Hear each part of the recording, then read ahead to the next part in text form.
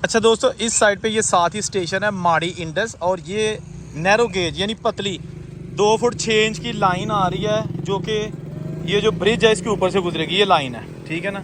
और ये पुराना ब्रिज जो कि 1928 का बना हुआ है। ये पटरी आज भी मौजूद है, लेकिन सड़क भी साथ बना दी गई, अब ट्रेन यहाँ नहीं चलती। और ये जनाब अंग्रेज़ का बनाया हुआ ब्रिज।